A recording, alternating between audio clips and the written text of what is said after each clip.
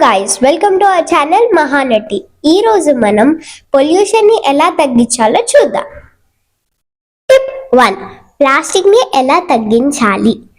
మనం బయట నుంచి తెచ్చే పాల ప్యాకెట్లు, పెరుగు ప్యాకెట్లు, ఇంకా చిప్స్ ప్యాకెట్స్ ఆర్ ఎక్సెట్రా తెచ్చేటప్పుడు వాటిల్ని ఓపెన్ చేయడానికి దానిలో చిన్న పీస్ని టోటల్గా టేర్ చేసి బయటకు వెళ్తుంది. సో బయటకు వెళ్ళాక అది రీయూజ్ అవ్వదు. సో మీరు నెక్స్ట్ టైం కట్ చేసే ముందు పెద్దదానికి చిన్నదానికి కనెక్షన్ ఉండేలా కట్ చేయండి.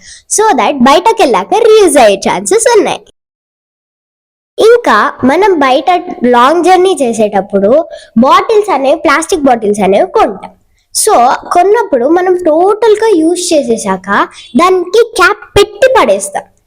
సో పెట్టేసి పడేయడం వల్ల వాళ్ళు ఇట్లా ఎయిర్ ఫిల్ చేసి, ఎంత క్రష్ చేసినా ఎయిర్ ఫిల్ చేసేసి వాటర్ వేసి ఇచ్చేస్తారు. దానివల్ల డిసీజెస్ వస్తాయి.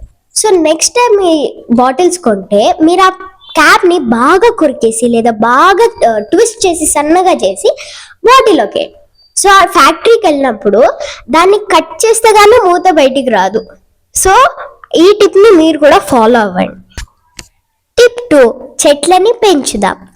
చాలా వరకు చెట్లని నరికేసి అక్కడ బిల్డింగ్స్ కడుతున్నారు. కొన్ని బిల్డింగ్స్ కట్టాక ఆ బిల్డింగ్ సరౌండింగ్స్ లో చెట్లను పెంచుతున్నారా? లేదు. సో దీనివల్ల చాలా వరకు ఆక్సిజన్ రావట్లేదు. సో దాట్ మనం ఏం చేయాలంటే ఎవ్రీ ఇయర్ మీ పుట్టినరోజు ఒక చిన్న మొక్కని నాటండి. దానివల్ల మీ లైఫ్ టైంని హ్యాపీగా ఉండండి. ఈ వీడియో మీకు హెల్ప్ఫుల్ అయితే లైక్ చేయండి.